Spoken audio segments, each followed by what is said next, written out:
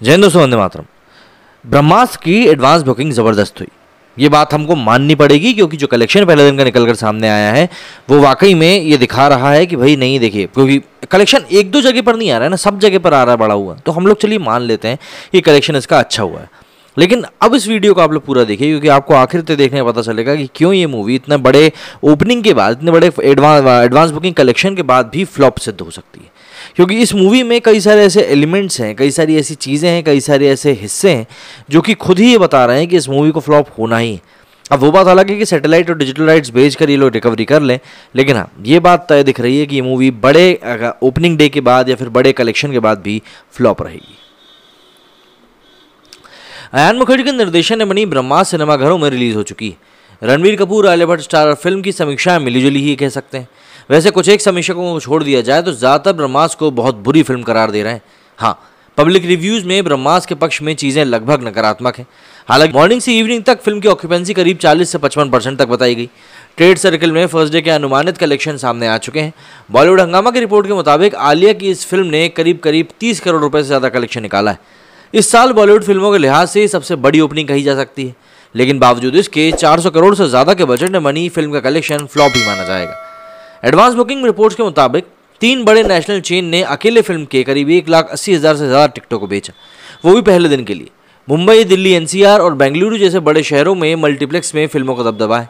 Advance booking के मामले में ब्रह्मास्त्र ने बॉलीवुड की टॉप 10 फिल्मों में जगह बना ली है, जबकि इस साल सबसे ज़्यादा टिकट बेचने वाली इकलौती फिल्म है।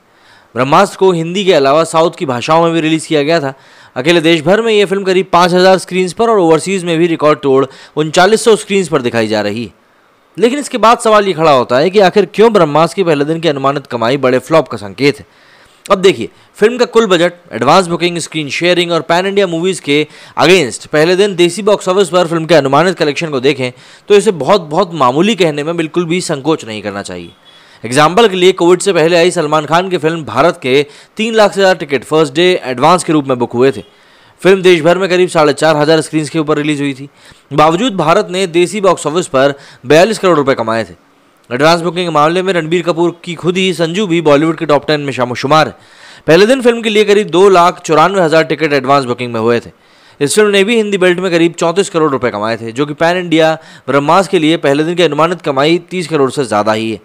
जबकि भारत और संजू दोनों फिल्मों का बजट 100 करोड़ या उससे ज़्यादा बताया गया था, लेकिन ब्रह्मास्त्र का बजट 3 गुना ज़्यादा है।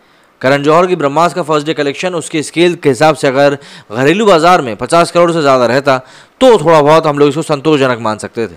लेकिन इसके बाद सवाल ये खड़ा होता है कि अगर फिल्म 25 से 35 करोड़ की ओपनिंग हासिल कर लेती है तो वीकेंड में बहुत बेहतर कमाई के बावजूद भी ये 100 से 125 करोड़ की रेंज में नजर आती है। यानी सिनेमाघरों में एक सप्ताह का समय बिताकर और ऐसे ही पेस को बरकरार रखते हुए भी फिल्म 175 से 200 करोड़ तक जा सकती है। ब्रह्मास्त्र के लिए सबसे बड़ी दिक्कत यह है कि फिल्म को पहले से ही तीखे विरोध का सामना करना पड़ रहा है। कोड़ में खाज ये हो गया कि रिलीज के बाद फिल्म के पक्ष में उस तरह की प्रतिक्रिया नहीं आई जो कि मानी जा रही थी। निश्चित ही पहले दिन की शोकेसिंग के आधार पर फिल्म का वर्ड ऑफ माउथ बहुत कमज़ोर नजर आ रहा है।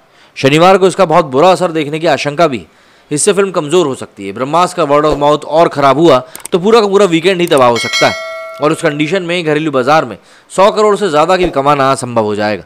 दक्षिण में फिल्म की हाइप नहीं दिख रही है।